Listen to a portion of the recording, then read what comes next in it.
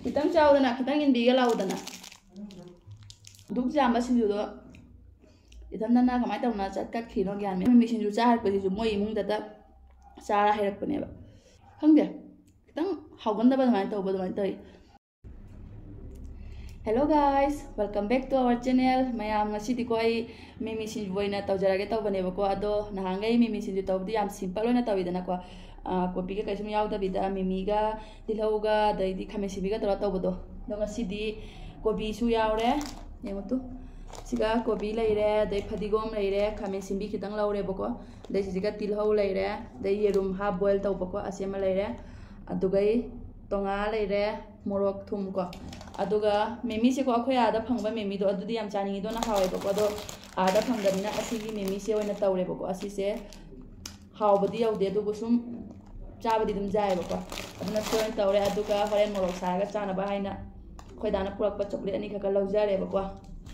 अदुकै इसिंग असाबा glass अमगा थमजारागे ममासिगा अदु आई हजि मिमी से तंग तोटखिगे बको मयाम आई कैनो ngaresu हां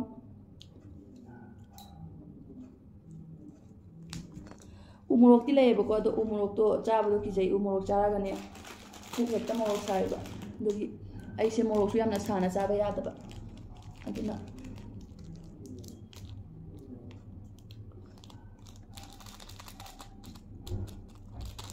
kaino sinju da ka hamna ba kai kawene toning gol la khamanga do adu yam chaninge ba ku e da da sigadi phangde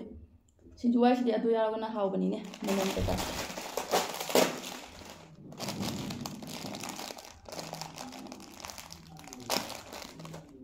अब दादी मादी मिमी चानी है मारी सुम बात पे पास हम चाह दे बात दुना मागी सरुक जेरुम तन होरगा चाह करे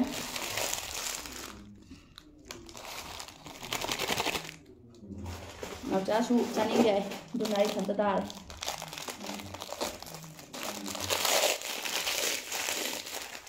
ओदना सिंग बच्चा रोइद्रो kitang chaudana kitang inbiga laudana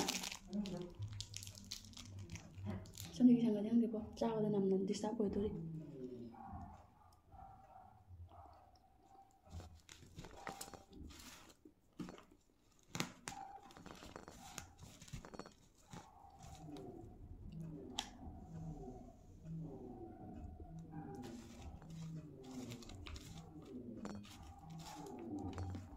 jerum hapaga mimi sinju tawdi ama pho cha jadri handang na ham ba cha din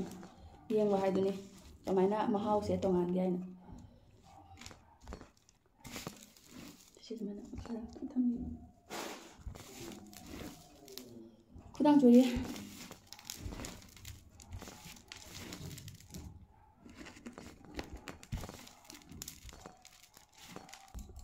yengi hao ban hao hao ya nam heng ta pun halo ya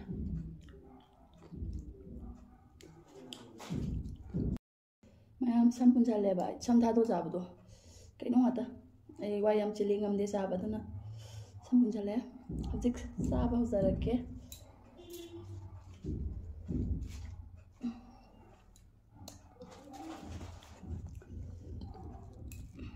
kona ba siga thamma ge mayam se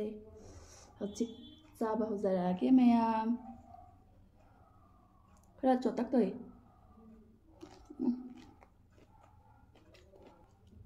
hode hore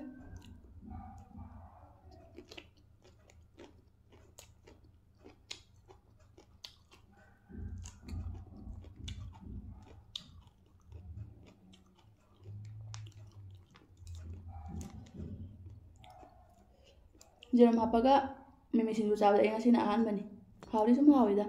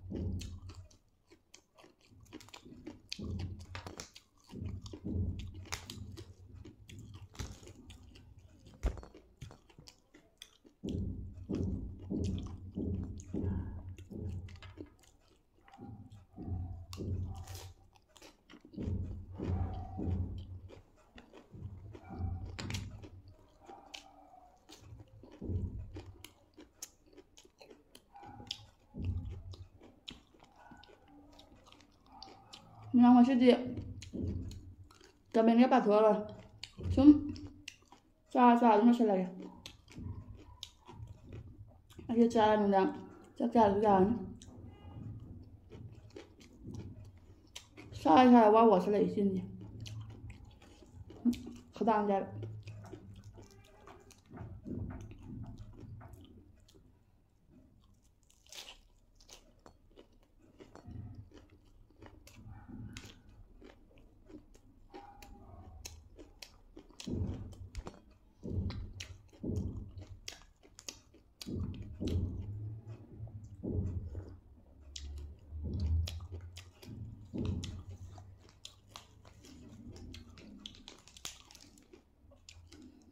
ꯃꯣꯔꯣꯛ ꯁꯥꯔ ꯆꯥꯅꯕ ꯍꯥꯏꯅ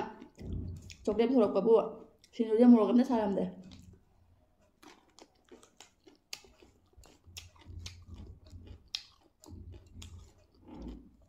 ꯃꯣꯔꯣꯛꯁꯨ ꯌꯥꯝ ꯁꯥꯅ ꯆꯥꯕ ꯌꯥꯗꯦꯕ ꯑꯩꯁꯦ ꯗꯣꯛꯇꯔꯅꯁꯨ ꯑꯆꯥꯔꯁꯨ ꯌꯥꯝ ꯆꯥꯅ ꯍꯥꯏꯔꯛꯄ ꯄꯨꯛ ꯌꯥꯝ ꯆꯥꯛꯏ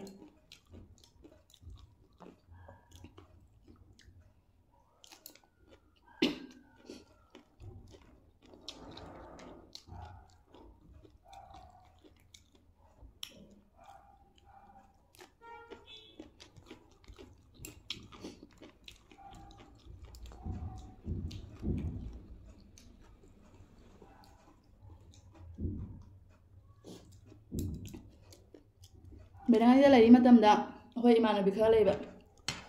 ꯁꯤꯡꯖꯨꯁꯦ ꯃꯤꯃꯤ ꯁꯤꯡꯖꯨ ꯐꯖꯅ ꯆꯥꯔꯛꯏ ꯃꯧ ꯑꯣꯏꯕꯗꯩꯗꯤ ꯑꯗꯨ ꯌꯥꯝ ꯆꯥꯗ꯭ꯔꯦ ꯃꯤꯃꯤ ꯁꯤꯡꯖꯨꯁꯦ ꯆꯥꯕ ꯀꯥꯟꯗ ꯆꯦꯟꯕ ꯆꯠꯄꯗ ꯏꯃꯥꯟꯅꯕꯤ ꯃꯌꯥꯝꯁꯤꯅ ꯑꯃꯅ ꯑꯃ ꯄꯨꯔꯛꯑꯅꯤ ꯑꯃꯅ ꯑꯃ ꯄꯨꯔꯛꯑꯅꯤ ꯏꯃꯥꯟꯅꯕꯤ ꯑꯃ ꯂꯩꯌꯦꯕ ꯃꯦꯔꯤꯅꯥ ꯍꯥꯏꯅ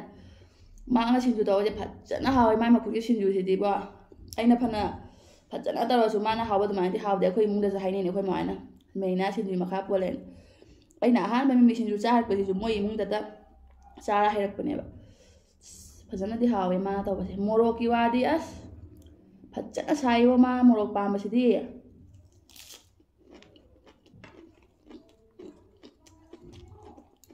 ꯅꯣꯡꯃ ꯃꯥ ꯆꯥꯕ ꯀꯥꯟꯗ ꯁꯤꯡꯖꯨ ꯇꯧꯕꯗ ꯃꯣꯔꯣꯛ ꯊꯥꯛꯃꯟꯅꯤꯅ ꯅꯨꯄꯥ ꯃꯆꯥ ꯄꯥꯈꯪ ꯃꯆꯥ ꯑꯆꯧ ꯑꯆꯧꯕꯐꯥꯎ ꯄꯥꯈꯠꯇꯦ ꯇꯧꯔꯤ ꯃꯣꯔꯣꯛ ꯁꯥꯃꯟꯗꯅ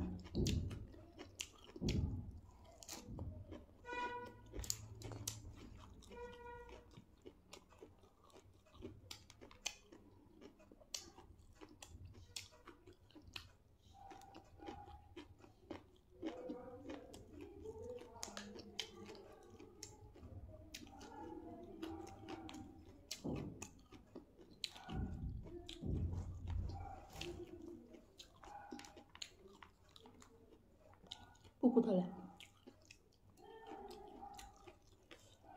ꯃꯣꯔꯣꯛ ꯑꯃꯨꯛ ꯁꯥꯗꯦꯅꯦ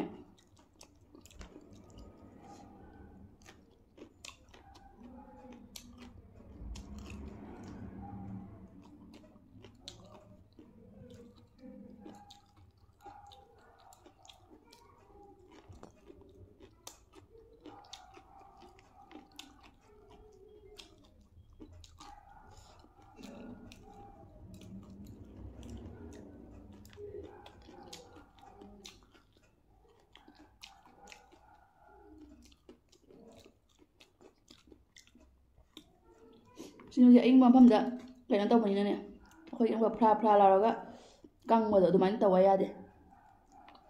ꯃꯍꯤꯁꯨ ꯈꯔ ꯌꯥꯎꯔꯦ ꯑꯗꯨꯝ ꯆꯣꯠ ꯂꯥꯎꯋꯦ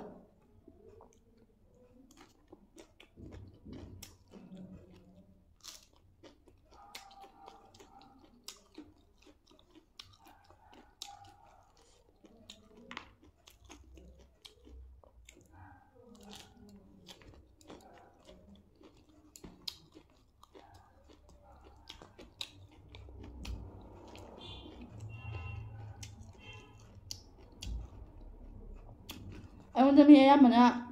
ꯃꯨꯛꯕꯥꯡ ꯇꯧꯔ ꯌꯥꯝ ꯍꯥꯏꯔꯛꯑꯦꯕꯀꯣ ꯑꯗꯣ ꯑꯩꯁꯦ ꯍꯧꯖꯤꯛ ꯃꯨꯛꯕꯥꯡ ꯇꯧꯁꯦ ꯈꯔ ꯍꯩꯅꯗꯕ ꯑꯗꯨꯃꯥꯏꯅ ꯇꯧꯋꯦ ꯑꯩꯉꯣꯟꯗ ꯀꯩꯒꯤꯅꯣ ꯍꯥꯏꯕꯗ ꯑꯩꯅ ꯏꯟꯖꯥꯡ ꯊꯣꯡꯕꯁꯦ ꯈꯪꯗꯦ ꯈꯤꯇꯪ ꯍꯥꯎꯒꯟꯗꯕ ꯑꯗꯨꯃꯥꯏꯅ ꯇꯧꯕ ꯑꯗꯨꯃꯥꯏꯅ ꯇꯧꯋꯤ ꯑꯗꯣ ꯑꯩꯗꯤ ꯃꯊꯦꯜ ꯃꯀꯣꯏ ꯇꯧꯕꯁꯦ ꯑꯩ ꯌꯥꯝ ꯇꯜꯂꯦꯕ ꯑꯗꯨꯗꯨꯅ ꯁꯨꯝ ꯁꯝꯖꯜꯂꯤꯅꯤ ꯍꯥꯏꯅꯅꯦ ꯏꯟꯖꯥꯡ ꯑꯃꯈꯛꯅ ꯑꯗꯨꯝ ꯂꯣꯏꯁꯟꯕ ꯑꯗꯨꯃꯥꯏꯅ ꯇꯧꯋꯦꯕ ꯑꯗꯣ ꯃꯥ ꯂꯥꯛꯑꯗꯤ ꯍꯤꯟꯖꯥꯡ ꯍꯣꯠꯅ ꯂꯣꯏꯁꯟꯕ ꯌꯥꯗꯦ ꯃꯥꯗꯤ ꯑꯍꯥꯎ ꯑꯍꯥꯎꯕꯇꯅꯤ ꯆꯥꯏꯕ ꯍꯥꯎꯅ ꯑꯗꯨꯝ ꯆꯥꯏꯕ ꯑꯗꯨꯅ ꯃꯥꯗꯤ ꯑꯩꯅ ꯇꯧꯕꯗꯒ ꯊꯥꯅꯒꯟꯗꯦꯕ ꯑꯗꯨꯗꯨꯅ ꯃꯁꯥꯅ ꯑꯗꯨꯝ ꯊꯣꯡꯉ ꯆꯥꯖꯩ ꯑꯗꯨꯅ ꯃꯥ ꯂꯥꯛꯏꯉꯩꯁꯤꯒ ꯍꯤꯟꯖꯥꯡ ꯈꯔ ꯐꯖꯅ ꯇꯧꯔ ꯊꯣꯡꯉꯒ ꯃꯨꯛꯕꯥꯡ ꯇꯧꯔꯛꯀꯦ ꯃꯨꯛꯕꯥꯡ ꯇꯧꯕ ꯍꯥꯏꯁꯤꯗꯕꯨ ꯍꯤꯟꯖꯥꯡꯒꯁꯦ ꯈꯤꯇꯪ ꯍꯥꯎꯅ ꯐꯖꯅ ꯇꯧꯗ꯭ꯔꯒꯗꯤ ꯍꯥꯎꯇꯕ ꯍꯤꯟꯖꯥꯡꯗꯣ ꯆꯥꯔꯒ ꯑꯩꯅ ꯀꯃꯥꯏꯅ ꯍꯥꯎꯕꯒꯤ ꯑꯦꯛꯁꯄ꯭ꯔꯦꯁꯟꯗꯣ ꯄꯤꯗꯣꯏꯅꯣꯕ ꯑꯗꯨꯗꯨꯅ ꯇꯟꯕꯀꯣ ꯑꯗꯣ ꯃꯊꯪꯒꯤ ꯚꯤꯗꯤꯑꯣꯗꯗꯤꯀꯣ ꯑꯩꯁꯦ ꯆꯧꯃꯤꯟ ꯃꯨꯛꯕꯥꯡ ꯑꯣꯏꯅ ꯇꯧꯔꯛꯀꯅꯤ ꯀꯩꯒꯤꯅꯣ ꯍꯥꯏꯗ ꯑꯩꯈꯣꯏ ꯗꯥꯅ ꯍꯥꯏꯕ ꯃꯥ ꯆꯧꯃꯤꯟ ꯍꯧꯕꯤꯒꯦ ꯑꯗꯨꯒ ꯆꯥꯎ ꯍꯥꯏ ꯑꯗꯨꯗꯨꯅ ꯃꯥꯅ ꯇꯧꯔꯒ ꯍꯧꯕꯤꯔꯅꯦꯕ ꯃꯄꯥꯟꯗꯩ ꯂꯧꯕꯗꯣ ꯃꯣꯏꯒꯤ ꯁꯣꯌꯥ ꯁꯣꯁ ꯑꯗꯩꯗꯤ ꯀꯦꯠꯆꯞ ꯀꯔꯤ ꯀꯔꯥ ꯃꯌꯥꯝ ꯍꯥꯞꯆꯜꯂꯤꯗꯅ ꯒ꯭ꯔꯤꯟ ꯆꯤꯜꯂꯤ ꯀꯥꯏꯅ ꯑꯗꯨꯁꯤꯡꯗꯣ ꯑꯩꯈꯣꯏ ꯆꯥꯕ ꯌꯥꯗꯦꯕ ꯑꯗꯨꯗꯨꯅ ꯌꯨꯝꯗ ꯁꯨꯝ ꯁꯤꯝꯄꯜ ꯑꯣꯏꯅ ꯍꯧꯔꯒ ꯁꯣꯁ ꯀꯩꯀꯥ ꯀꯩꯅꯣ ꯑꯗꯨꯝ ꯑꯩꯈꯣꯏꯅ ꯆꯥꯕ ꯌꯥꯕꯁꯤꯡꯗꯣ ꯍꯥꯞꯆꯜꯂꯒ ꯑꯗꯨꯝ ꯍꯧꯒꯦ ꯃꯄꯥꯟꯒꯤꯗꯣ ꯃꯁꯂꯥ ꯀꯩꯀꯥ ꯃꯌꯥꯝ ꯌꯥꯎꯕꯗꯣ ꯑꯗꯨꯗꯨꯅ ꯁꯨꯝ ꯆꯥꯕꯗꯣ ꯅꯨꯡꯉꯥꯏꯇꯦꯕꯀꯣ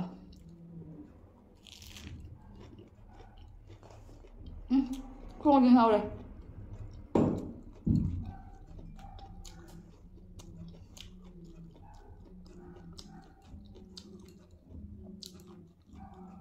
ꯉꯧꯕꯤ ꯑꯗꯨꯝ ꯊꯝꯃꯗꯤ ꯌꯥꯝ ꯍꯥꯎꯗꯣꯏꯅꯣ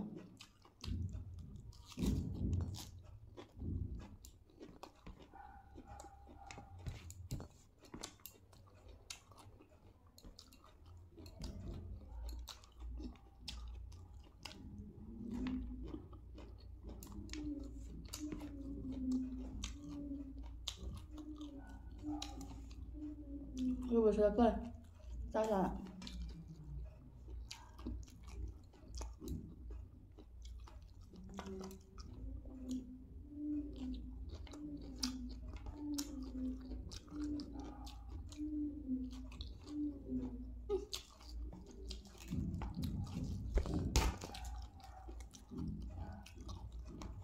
고기 나올.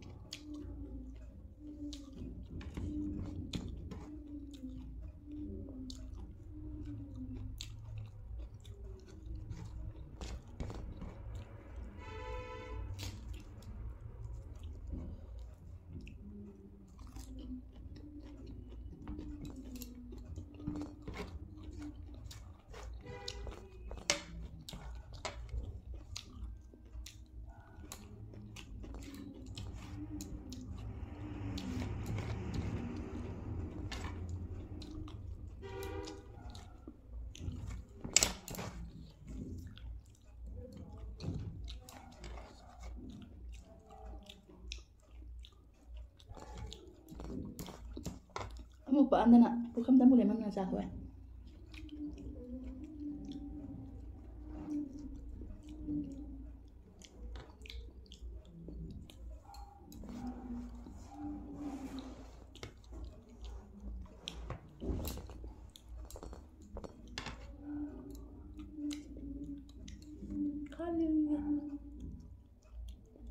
Làm khali rồi đấy, nó cho thôi đấy. Đúng ra mà xin điều đó. Thì thân na cái máy tàu nó chặt cắt khí nó gàn miếng tàu đây.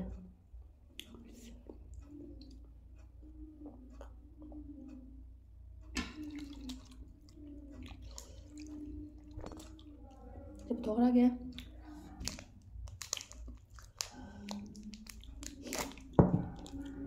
Làm gì?